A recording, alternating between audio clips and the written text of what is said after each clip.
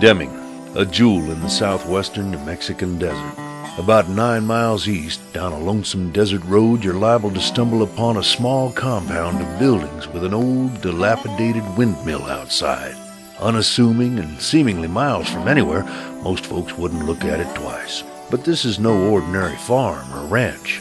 Step inside and you're greeted by an army of stuffed animals and other oddities guarding the entrance. Is this a museum? Well, not exactly. This is the Adobe Deli steakhouse and saloon. You'll be hard-pressed to find a better steak west of the Pecos. T-bones the size of manhole covers. Ribeyes, thick and juicy. French onion soup, a cheesy concoction that'll warm you down to your boots and put a spring in your step. Folks come from miles around to sample the fare. It really gives new meaning to the word deli. What I like best about the Adobe Deli is the atmosphere. You gotta come check the place out. It speaks for itself. Step up to the bar, have a beer with the regulars at the Liar's Corner. The Adobe Deli, a little hard to find, but well worth looking for.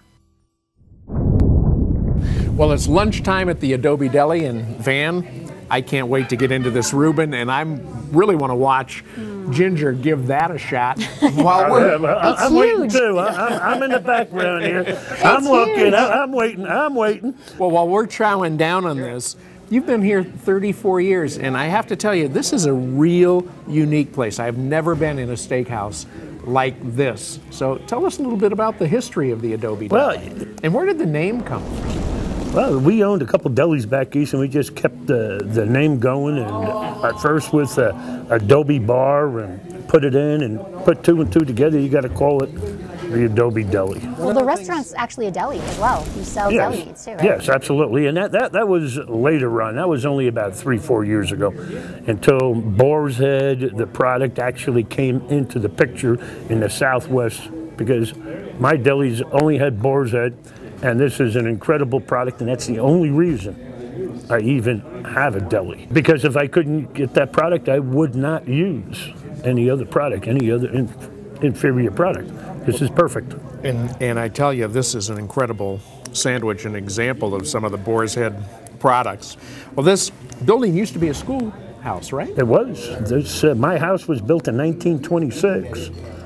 This was built in 1955, and this would be the third Lewis Flat School, and down the road 1889. So there's a little more history. I mean, in this particular building, it was a school. We had anything from church was here. We had AA meetings here. We've had every kind of. Hard to imagine that now. Yeah, now I'm teaching people how to drink a little more, but not really. But I mean, you know what I'm saying. Responsibly, of course. Well, right. So when we look around, though, you have an incredible wine cellar here too. Oh, yeah. You make your own wine. Tell us a little bit about that. Well, I have my own wine label, which comes from a part of my grapes, which the St. Clair winery over here actually makes for me. And I'm kind of proud because it's an excellent wine, which I also put in my onion soup. Well, there's some incredible things in here.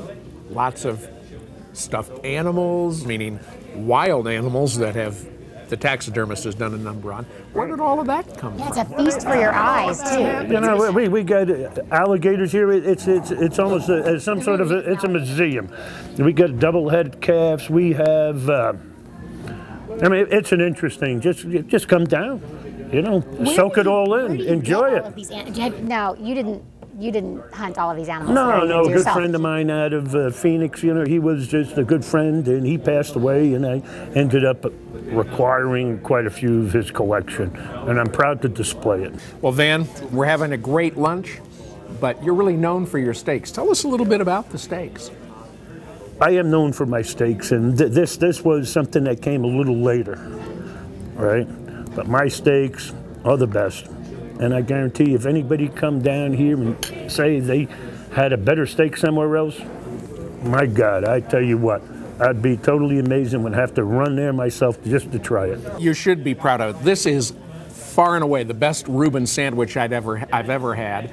and I'm anxious to try one of the steaks, and it's time for these two to get back in the kitchen and cook. And while you're doing that, Ginger, I got to try this. Go ahead. I can't eat all of it. Okay, great. I'm going to give this a... Oh, man. You ready to get cooking with me? Absolutely. Let's go. Let's get cooking.